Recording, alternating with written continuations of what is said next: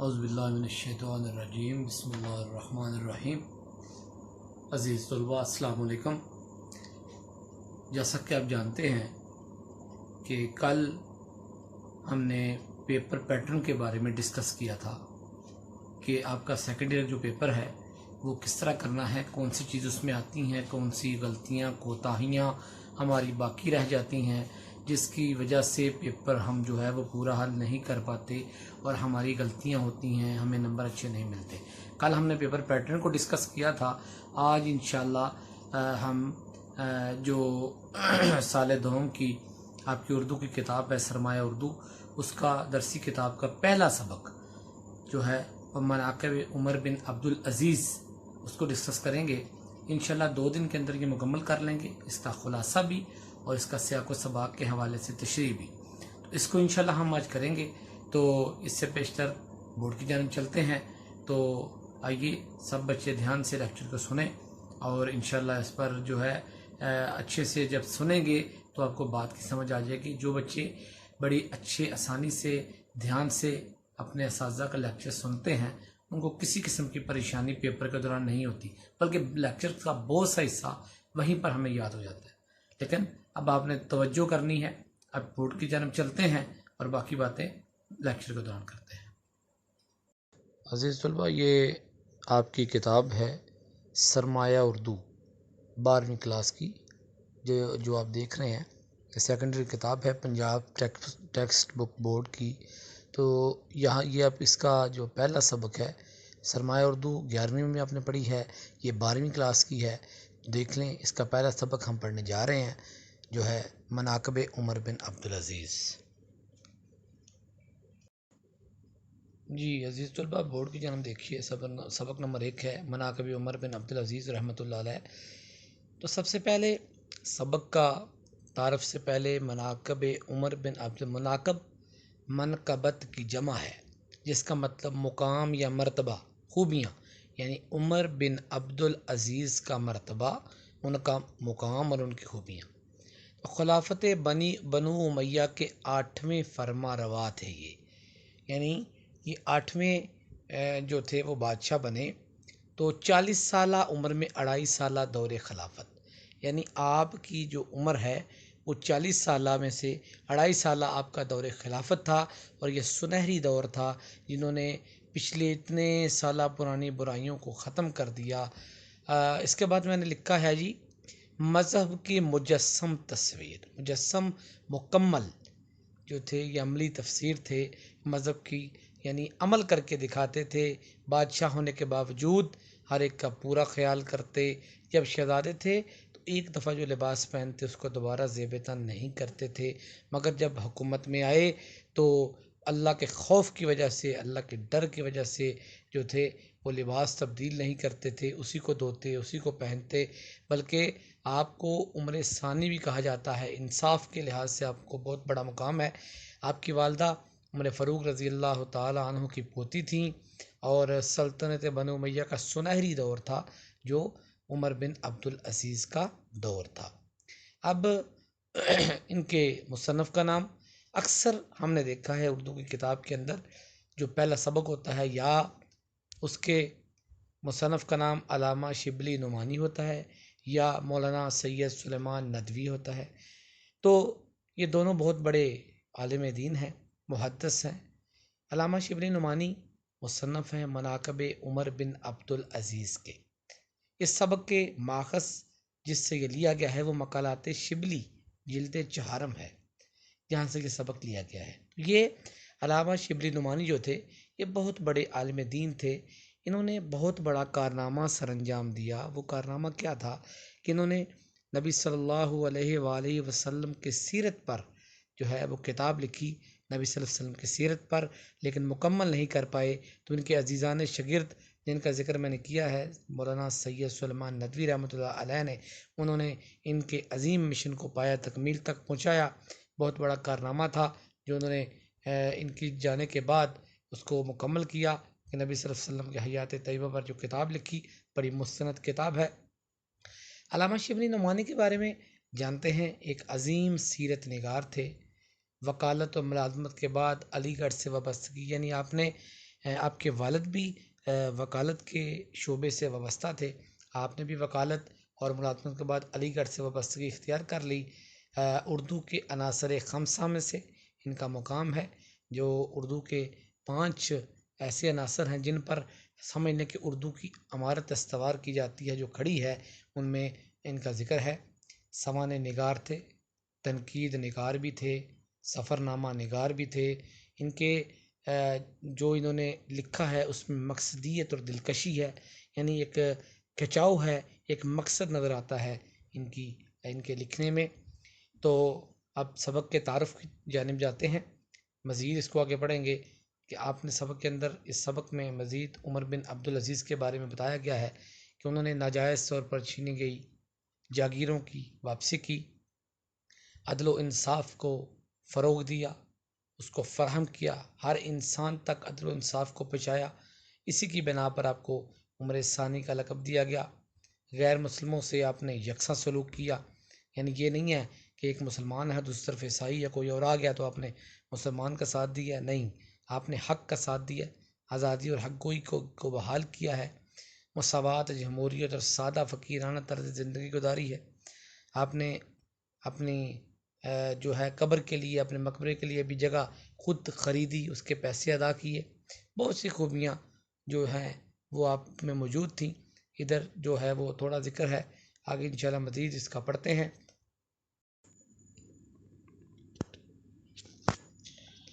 عزیز طلباء، حصہ نثر کی جانب آتے ہیں۔ تھوڑا سا مزید تعارف جو ہے وہ میں بتانا چاہتا ہوں۔ بات یہ ہے کہ یہ سبق ہم 2 دن میں مکمل انشاءاللہ کر لیں گے، مگر اس کے اہم پہلوؤں کو میں نے کچھ ہیڈنگ کی شکل میں جو ہے وہ اس لیے بنایا ہے کہ آپ لوگ ہیڈنگز آسانی سے یاد کر سکتے ہیں، آپ ہیڈنگز کو یاد کر کے اس کے اندر مواد فراہم کر سکتے ہیں۔ تو یہ پہلا سبق مناقب عمر بن عبدالعزیز جو ہے علامہ شبلی نعمانی جو اس کے مصنف ہیں، 1857 سے لے کر 1914 تک جو ہے ان کی زندگی، 1857 میں پیدا ہوئے اور 1914 میں انہوں نے وفات پائی۔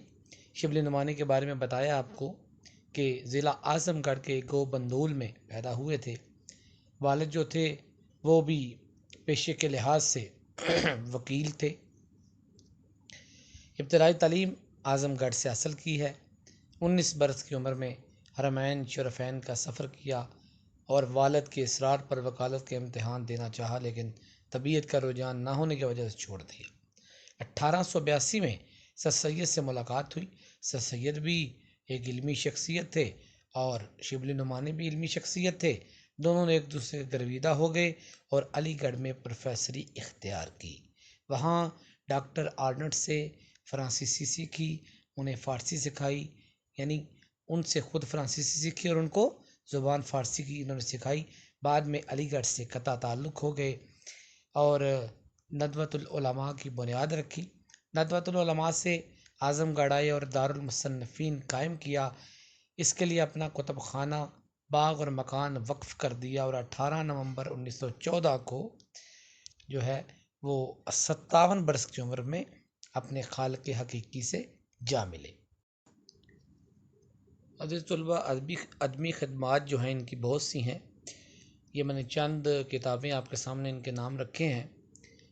سیرت السوانح میں المامون ہے، سیرت النعمان ہے، الفاروق ہے، سیرت النبی صلی اللہ علیہ وآلہ وسلم ہے، فلسفہ و کلام پر بھی انہوں نے کتابیں لکھی ہیں، ادبیات پر بھی کتابیں لکھی ہیں، سفر نامے بھی انہوں نے لکھے ہیں، تاریخ بھی لکھی ہے۔ بہت بڑے عالم دین تھے، محدث تھے اور تنقید نگار تھے، مصنف تھے۔ جتنا ذکر ان کا میں کروں وہ اتنا ٹائم نہیں ہے کہ ان کی ادبی خدمات کو بیان کرتا چلا جاؤں۔ بہت عظیم انسان تھے، اللہ ان کی مغفرت فرمائے۔ تو اب سبق کی جانب چلتے ہیں۔ اردو انٹرمیڈیٹ سال دوم۔ سب سے پہلے دیکھیں یہ تعارف لکھا ہے۔ تعارف سے مراد یہ نہیں ہے کہ آپ نے ہیڈنگ دینی ہے، یہ آپ کو سمجھانے کے لیے تاکہ آپ کو یاد کرنے میں آسانی ہو۔ علامہ ابن جوزی نے حضرت عمر فاروق اور عمر بن عبدالعزیز رحمۃ اللہ علیہ کے حالات پر سیرت العمرین نامی ایک کتاب لکھی۔ اس کتاب میں زیادہ تر ان کے عدل و انصاف اور غیر مذہب والوں کے ساتھ، اب غیر مذہب سے مراد کیا ہے؟ جو غیر مسلم ہے، جو مسلمانوں کے علاوہ کسی بھی مذہب والا ہے اس کو غیر مذہب کہا جاتا ہے۔ غیر مذہب والوں کے ساتھ ان کے سلوک کو نمایاں کیا گیا ہے، اس لیے عمر بن عبدالعزیز کو عمر ثانی کہا جاتا ہے، یعنی دوسرے عمر فاروق رضی اللہ تعالی عنہ جیسی بہت سی خوبیاں جو ہیں وہ ان میں پائی جاتی ہیں، اس لیے ان کو عمر ثانی کا لقب دیا گیا۔ تو اس میں جو ہے کتاب کے لحاظ سے آپ کو یہ بتانا ضروری ہے کہ عمر بن عبدالعزیز جو تھے ان کو کیوں کہا جاتا ہے عمر ثانی، کہ عمر فاروق جیسا ان کے اندر وہ جو تھا وہ انصاف کرنے والے تھے۔ اب علامہ ابن جوزی کے بارے میں پہلی لائن میں ذکر ہوا ہے، جو مشہور محدث کہتے ہیں جی، حدیث کا علم جاننے والے، شیخ الحدیث حضرت عمر فاروق رضی اللہ تعالی عنہ اور عمر بن عبدالعزیز کے بارے میں کتاب جو لکھی تھی ان میں دونوں عمروں کا ذکر، سیرت العمرین۔ تو ہم نے یہ کتاب انہوں نے لی کہاں سے تھی؟ یہ کتاب مصر میں کتب خانہ خدیویہ ایک تھا جہاں پر انہوں نے دیکھی، جس سے الفاروق یہ بھی کتاب کا نام ہے، بہت سے مفید یہاں سے معلومات انہوں نے حاصل کی۔ تو علامہ نے اس کے بارے میں ان کی صفت بیان کی ہیں زیادہ تر، جس میں اخلاق کا ذکر ہے، جس میں ان کے عدل کا ذکر ہے اور ان کے واقعات موجود ہیں۔ عمر بن عبدالعزیز کی حالات زندگی ہیں کہ وہ ایک مجسم مذہب کی تصویر تھے، ان کے واقعات بہت شاندار ہیں۔ آگے بڑھتے ہیں تو آپ کو بہت ہی خوبصورت واقعہ ہمس کے عیسائی کا واقعہ ہے جو میں نے ہیڈنگ بھی دی ہے۔ ایک دن ہمس کا ایک عیسائی خلیفہ ولید بن عبد الملک کے بیٹے عباس کے خلاف کسی جاگیر کا مقدمہ لے کر آیا اور کہا، مجھے خدا کی تحریر قرآن مجید کے ذریعے فیصلہ چاہیے، جبکہ عباس کے پاس ان کے باپ کی دستاویزات بھی موجود تھیں، یعنی جو ان کے پاس موجود تھیں، جو ان کے پاس ایک ثبوت تھا۔ عمر بن عبدالعزیز نے کہا، خدا کی تحریر تیرے باپ کی تحریر پر مقدم ہے۔ فیصلہ عیسائی کے حق میں سنا دیا۔ کیوں؟ کیونکہ عیسائی نے کہا میں قرآن کے مطابق فیصلہ چاہتا ہوں، مجھے قرآن کے مطابق فیصلہ چاہیے۔ تو اب انہوں نے کہا کہ قرآن کے مطابق فیصلہ ہے، تو انہوں نے کہا کہ خدا کی تحریر تیرے باپ کی تحریر پر مقدم ہے، اہم ہے، اور فیصلہ عیسائی کے حق میں سنایا کیونکہ عیسائی سچا تھا، اپنی بات میں سچا تھا، اس لیے آپ نے یہ پرواہ نہیں کی کہ یہ کس کا بیٹا ہے، آپ نے حق کا دامن نہیں چھوڑا، عدل و انصاف سے فیصلہ فرمایا، اس لیے آپ کو عدل کی بنا پر اور بہت سی خوبیوں کی بنا پر عمر ثانی کا لقب دیا گیا تھا۔ تو اس کے بعد ہے جی قابل قدر کارنامہ۔ عمر بن عبدالعزیز جب خلیفہ بنے تو ان کے خاندان بنو امیہ کے پہلے حکمرانوں، یعنی آپ چونکہ عموی 8ویں خلیفہ تھے تو ان کے خاندان کے پہلے حکمرانوں نے عوام الناس کی جاگیروں پر قبضہ جما رکھا تھا۔ وہ کیسے؟ کہ غریبوں کی جائیدادیں ان سے چھین کر اپنے عزیز و اقارب کو عطیہ کے طور پر دے دیتے، ان پر قبضہ جما لیتے، کیونکہ حکمران تھے، کوئی ان کے آگے بول نہیں سکتا تھا۔ تو عمر بن عبدالعزیز کے قبضے میں بھی ایسی کئی جاگیریں تھیں، کیونکہ آپ سے پہلے جو آپ کے آباء و اجداد تھے، آپ سے پہلے جو بادشاہ تھے، انہوں نے اپنی اولاد کو جاگیریں تحفہ کے طور پر دی تھی۔ آپ نے ان سب کو، ان کے مالکان کو واپس کرنے کا ارادہ لیا، مگر ایسا کرنے سے خاندان دشمن بن جاتا۔ آپ نے کوئی پرواہ نہیں کی اس بات کی کہ خاندان میرا کیا سوچے گا، دشمن بن جائے گا۔ آپ کو صرف اللہ کا خوف تھا، اللہ سے محبت تھی۔ آپ نے کہا کہ مجھے اللہ نے اس عہدے پر، اس اقتدار پر بٹھایا ہے، تو آپ نے اللہ کے احکامات کو مد نظر رکھتے ہوئے تمام فیصلے سنائے، کسی اپنے رشتہ دار کا ساتھ نہیں دیا۔ قرآن بھی یہی کہتا ہے، جس کا مفہوم ہے کہ اگر تمہارے کوئی قریبی عزیز و اقارب بھی تمہارے مقابلے میں آ جائیں تو عدل و انصاف کا دامن کبھی نہیں چھوڑنا، حق اور سچ کا آپ نے ساتھ دینا ہے۔ تو عمر بن عبدالعزیز نے بھی یہی کیا۔ عمر بن عبدالعزیز تخت خلافت پر بیٹھتے ہی آپ نے اس مسئلے پر توجہ دی کو آپ کو فرمان نبوی یاد تھا کہ جب لوگ کسی کو ظلم کرتے دیکھیں، اس کا ہاتھ نہ پکڑیں، اس کو ظلم سے نہ روکیں، تو قریب ہے اللہ ان سب کو عذاب کی گرفت میں لے لے، اس لیے آپ نے جو ہے وہ جو ہے کسی کی پرواہ نہیں کی اور جاگیروں کو واپس کرنے کا فیصلہ دے دیا۔ اس کے بعد اگلی ہیڈنگ میں نے بنائی ہے عمر، جو ان کی پھوپھی تھیں، ان کی سفارش۔ ان کے عزیز و اقارب نے، رشتہ داروں نے ان کی پھوپھی کو بھیجا کہ جائیے ان کو روکیے کیونکہ خاندان دشمن بن رہا ہے۔ جب آپ نے زمینوں کی واپسی کا ارادہ کیا تو خاندان کے لوگوں نے آپ کی پھوپھی عمر کو سفیر بنا کر بھیجا اور انہوں نے آپ کو اس کام سے بعد رہنے کی تلقین کی اور کہا کہ کہیں ایسا نہ ہو کہ خاندان میں بغاوت ہو جائے۔ آپ نے فرمایا میں قیامت کے علاوہ کسی سے نہیں ڈرتا، یعنی مجھے قیامت کے دن اللہ کے سامنے پیش ہونے سے خوف آتا ہے کہ اللہ مجھ سے سوال کرے گا کہ تمہیں اے عمر حکومت دی تھی، تم نے اس عہدے اور مرتبے کا کیا کیا؟ تم نے ناجائز اس کا استعمال کیا، تم نے عدل و انصاف بھی نہیں کیا، تو میں اللہ کو کیا جواب دوں گا؟ اللہ اس کے بدلے مجھے جہنم میں ڈال دے گا، میں ہمیشہ ہمیشہ کی ناکامی میں چلا جاؤں گا۔ تو آپ نے اپنی پھوپھی کو سمجھایا کہ ان کو جا کے بتائیں مجھے اللہ کے علاوہ کسی کا ڈر نہیں ہے۔ عمر بن عبدالعزیز نے انصاف کا آغاز اپنی ذات اور اپنے گھر والوں سے کیا۔ پہلے اپنے پاس جو جائیدادیں تھیں جو ناجائز طور پر ملی تھی، ان کی جو دستاویزات تھیں ان کو ختم کر دیا۔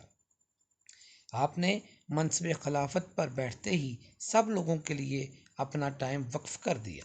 بنو امیہ جو خود کو حکمران اور عوام کو اپنی جاگیر سمجھتے تھے، ان پر جابرانہ کارروائیوں کا جو نظام چلاتے تھے، جاگیروں کے دعوے کرتے تھے، آپ نے ان اقدامات کو جو ہے وہ ختم کیا اور بنو امیہ کو اپنا دشمن بنا لیا، مگر اللہ کو اپنا دوست رکھا۔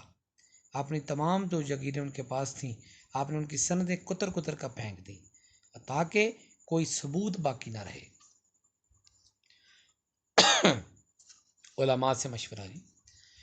آپ نے جو آپ سے پہلے حکمران تھے، آپ کے والد، آپ کے آباء و اجداد جو تھے، انہوں نے کیا کیا؟ انہوں نے اپنی ملکیت میں سے جو تھے اپنی جب فیصلہ کرتے تھے تو کبھی کسی کی رائے نہیں لیتے تھے، جابرانہ ظالمانہ فیصلہ کرتے تھے۔ آپ نے قرآن و سنت کے مطابق فیصلہ کیا۔ آپ نے اپنی ملکیت میں زمینوں کے متعلق مذہبی علماء مکحول، میمون بن مہران اور ابو قلابہ، یہ علماء کے نام ہیں، اس دور میں بڑے مشہور تھے، ان سے مشورہ کیا۔ مکحول نے کچھ واضح بات نہ کی، چنانچہ آپ نے میمون سے کہا حق اور انصاف کی بات کرو، چونکہ علماء ہوتے ہیں، چونکہ آگے بادشاہ ہو تو بندہ دب کر بات کرتا ہے۔ تو اس کے بعد اپنے بیٹے سے رائے لی۔ بیٹے نے واضح الفاظ میں کہا باجان ان زمینوں پر ہمارا کوئی حق نہیں۔ دیکھیں باپ کیسا اور بیٹا بھی اسی طرح شاندار، چنانچہ وہ واپس کر دینی چاہیے، ورنہ ہمارا شمار بھی ظالموں میں ہوگا، تو اللہ کو کیا جواب دیں گے؟ تو یہ جو تھا ان کا بہت اچھا یہ کام تھا۔ اس کے بعد ہے جی ابن سلمان کی زمینوں کی واپسی۔ عمر بن عبدالعزیز کو ابن سلمان سے بہت محبت تھی۔ جب آپ نے ان کی زمینیں واپس کرنے کا ارادہ کیا تو وہ رونے لگا۔ مزاحم یہ غلام ہے اور بہت ہی اچھا غلام ہے۔ مزاحم نے بھی امیر المومنین کو سے معلوم کیا تو اس نے بھی کہا، لیکن اس نے کہا کہ آپ کے بال بچے ہیں، کیا کریں گے؟ ان کا گزر بسر کیسے ہوگا؟ عمر بن عبدالعزیز کے آنسو نکلے اور کہا ان کا تو اللہ مالک ہے۔ تو مزاحم نے کہا اے امیر المومنین، آپ ابن سلمان کے ساتھ یہ برتاؤ کرتے ہیں۔ عمر بن عبدالعزیز نے کہا مجھے اس سے بہت محبت ہے، مگر میں تو خود اپنے نفس کے ساتھ بھی یہی برتاؤ کر رہا ہوں، یعنی میں اپنے ساتھ پہلے کرتا ہوں پھر دوسروں کے ساتھ کرتا ہوں۔ قرآن میں بھی حکم ہے وہ کیوں کہتے ہو جو خود نہیں کرتے، یعنی خود پہلے بندہ عمل کرے پھر دوسرے کو اس بات کے بارے میں بتائے۔ اس کے بعد ہے جی حق گوئی کی بحالی۔ اب عمر بن عبدالعزیز نے قبل حکمرانوں نے پابندی عائد کر رکھی تھی کہ ان کی کسی بات پر نکتہ چینی نہ کی جائے، ان کو روکا نہ جائے، تنقید نہ کی جائے، وہ چاہے غلط فیصلہ کرے درست فیصلہ کرے، ان کو جو اس چیز سے منع فرمایا، لیکن آپ نے ایسا کرنے والا سزا کا مستحق سمجھا۔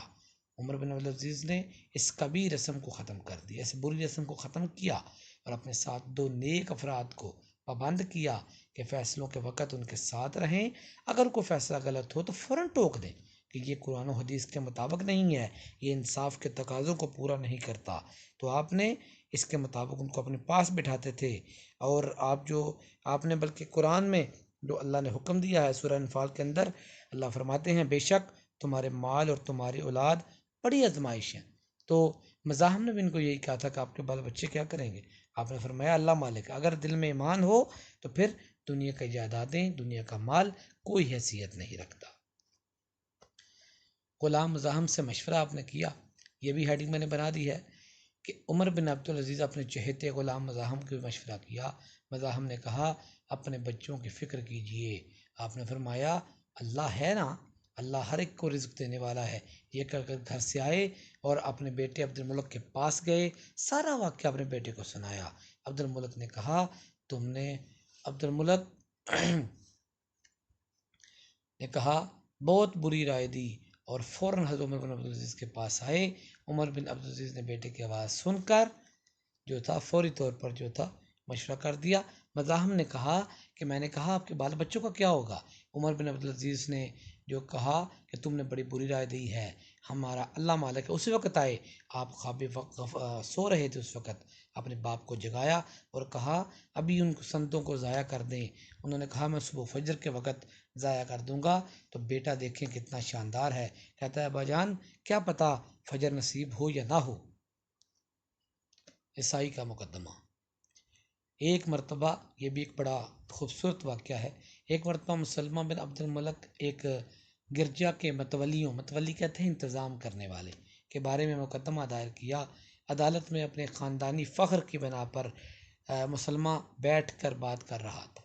وہ چونکہ خاندانی اس کو ذوف تھا کہ میں شیزہ جو ہے بنو امیہ سے ہوں اور یہ ایک عیسائی ہے، تو آپ نے کہا جب کہ فریق مقدمہ عیسائی کھڑا ہے تو تم بھی کھڑے ہو جاؤ، اگر خود کھڑے نہیں ہو سکتے تو اپنی جگہ پر ایسا بندہ مقرر کرو جو کھڑے ہو کر اس فیصلے کا اس کے جو اب تمہارا کیس کی پیروی کرے۔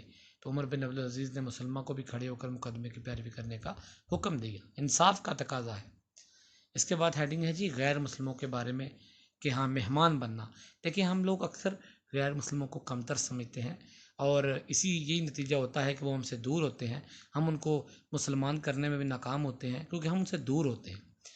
حضرت عمر بن عبدالعزیز کی بہت بڑی خوبی یہ بھی تھی کہ اکثر عیسائیوں اور یہودیوں کے ہاں مہمان ہوتے مگر کھانے کی قیمت ادا کر دیتے کیونکہ وہ غریب لوگ تھے۔ آپ نے اپنے مقبرے کے لیے جو زمین پسند کی وہ بھی ایک عیسائی سے لی، وہ خرید لی، وہ لینا نہیں چاہتا تھا۔ اس نے کہا کہ حضرت یہ تو میرے لیے عزت کی بات ہے۔ آپ نے فرمایا نہیں، آپ نے چنانچہ 30 دینار کے اندر اپنی قبر کے لیے، اپنے مقبرے کے لیے جگہ عیسائی سے خرید لی۔ اس کے بعد ہے جی حکومت کا اصل اصول۔ آپ کی حکومت کا اصل اصول مساوات اور جمہوریت تھا۔ آپ اپنے عوام الناس کے درمیان کوئی فرق نہ رکھتے تھے۔ آپ کہتے تھے میں بھی انسان ہوں، یہ بھی انسان ہے، مجھے تو عہدہ ملا ہے، مجھ پر ذمہ داری بڑھ گئی ہے، میں انسان ہوں، اسی طرح کے انسان ہوں، لیکن میری ذمہ داری بہت بڑھ گئی ہے۔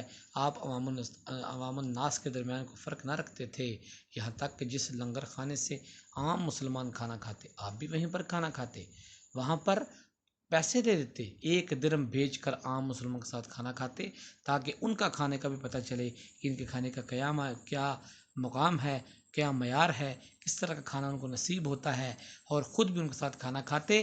اس کے بعد ہے جی مسجد کا واقعہ۔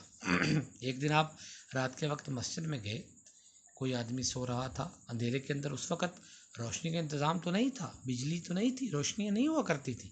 آپ مسجد میں گئے، ایک شخص کو ٹھوکر لگی تو اس نے غصے کے اندر جھلا کر بڑے غصے میں بولا، تو آپ نے کہا، آپ نے اس کا جواب دے دیا، سپاہی ساتھ تھے، اس نے بدتمیزی کرنے پر جو ہے تلوار نکال دی اور اس انسان کو، اس آدمی کو جو تھا سزا دینی چاہیے۔ تو آپ نے منع کیا، آپ نے فرمایا اس نے کیا کہا ہے، اس نے تو استفسار کیا ہے، اس نے تو مجھ سے سوال کیا ہے، پوچھا ہے تم پاگل ہو، تمہیں نظر نہیں آتا؟ تو میں نے کہا نہیں میں پاگل نہیں ہوں، اندھیرا ہے اس لیے پتہ نہیں چلا، تو اس سوال کا جواب دیا ہے، اس کا برا نہیں منایا۔ اللہ ہمارا حکمران ہو، ہمارے یہاں پر کسی بندے کو تھوڑا سا عہدہ مرتبہ مل جائے، وہ تو دوسرے کو انسان تک نہیں سمجھتا، لیکن اتنے بڑے حکمران ہونے کے باوجود آپ نے درگزر فرمایا۔ اصل یہی ایمان اور اسلام کی خوبی ہے۔ وصیت۔ جب وفات کا وقت قریب آیا، مسلمہ بن عبد الملک نے کہا میں 1,00,000 دینار بیچ دیتا ہوں، تو اس میں سے کچھ وصیت کر دیجیے۔ آپ نے فرمایا اس سے بہتر یہ ہے کہ یہ رقم ان کو اصل مالکوں کو لوٹا دو۔ مسلمان یہ سن کر بے اختیار رو پڑے، یعنی وہ رو پڑے کہ یہ بندہ دنیا سے جا رہا ہے، اس کے باوجود اس بندے کو اپنے اللہ کے علاوہ کسی کا خوف نہیں ہے۔ وہ کہتے ہیں جو رقم جس سے لی اس کو واپس کرو، حقدار کو حق پہنچا دو، اور میرے لیے جو ہے وہ اتنا ہی کافی ہے۔ وراثت و ترکہ آخری یہ ہیڈنگ ہے۔ آپ رحمۃ اللہ علیہ سے قبل خلفائے بنو امیہ کی دولت مندی کا یہ عالم تھا کہ جب ہشام بن عبد الملک نے وفات پائی تو اس وقت ان کے ترکے میں صرف لڑکوں کو 1,10,00,000 دینار ملے، مگر عمر بن عبدالعزیز کو دیکھیے ان کے ترکے میں کل 17 دینار چھوڑے، جن میں سے 7 دینار تو ان کی تجہیز و تکفین میں خرچ ہو گئے، کفن دفن کے انتظامات میں خرچ ہو گئے۔ بعد میں 10 دینار ورثہ میں تقسیم ہوئے، غرض آپ کی حکومت مجسم مکمل اسلام پر قائم ہوئی۔ آپ نے دین کو سب سے اعلیٰ عہدہ سمجھا، آپ نے دنیا کے مال و متاع کی فکر نہیں کی۔ آپ خاندانی شہزادے تھے، لیکن آپ نے دنیا کو ایک طرف رکھ دیا، آپ نے اپنے ورثاء کی جو ہے وہ خدمت نہیں کی۔ آپ کے جو ہے وہ 17 دینار چھوڑے جو کفن دفن میں خرچ ہو گئے، 10 دینار بچوں ورثاء میں تقسیم ہوئے تھے۔ چونکہ یہ سب دولت جو پہلے تھی وہ غریبوں سے ہتھیائی ہوئی تھی، تو آپ کو یاد تھا کہ آپ کو پتہ ہے انسان کا سامان 100 برس کا ہے مگر پل کی خبر نہیں۔ انہی رویوں کی بدولت انسان دونوں جہانوں کی رسوائی اپنے دامن میں سمیٹ لیتا ہے۔ غریبوں کی جھونپڑیوں پر بنائے گئے محلات سدا سلامت نہیں رہتے۔ عمر رحمۃ اللہ علیہ اپنے جدت افکار اور اس بری رسموں کو اپنے ختم کیا، سب کچھ عوام کی فلاح کے لیے وقف کر دیا، اور وصال کے وقت جو اثاثہ تھا وہ جو آپ کو پہلے بتا چکا ہوں کہ 17 دینار جو 10 دینار جو تھا وہ تقسیم ہوئے، اور ان کے ورثاء میں تاریخ گواہ ہے کہ عمر بن عبدالعزیز کی اولاد کو اللہ نے وہ دولت عزت عطا کی ہے جو کسی کو نہیں ملی۔ وہ جامع مسجد دمشق کے صحن میں بیٹھ کر 100 اونٹ صدقہ کر دیتے تھے، جبکہ ہشام بن عبد الملک کے بیٹوں کو صرف نقدی رقم جو وراثت میں ملی ان کی مالیت 1,10,00,000 تھی۔ صرف 30 برس کے بعد ان کی اولاد جامع مسجد دمشق کی سیڑھی میں بیٹھ کر بھیک مانگا کرتی تھی۔ اس میں ہر دور کے حکمرانوں کے لیے سبق ہے، اگر حکومت کرنی ہو تو وہ عوام کو مقدم رکھے، انصاف کو مقدم رکھے۔ یہی وہ اوصاف ہیں جو کسی بھی حکمران کی نیک نامی کو دوام بخشتے ہیں۔ عمر بن عبدالعزیز کی حکومت اسلام کے سنہری اصولوں پر قائم تھی۔ عزیز طلباء، امید ہے آپ کو سمجھ آ گئی ہوگی۔ اگلے لیکچر کے ساتھ انشاءاللہ دوبارہ حاضر ہوں گے۔ اجازت چاہتا ہوں۔ السلام علیکم ورحمۃ اللہ وبرکاتہ۔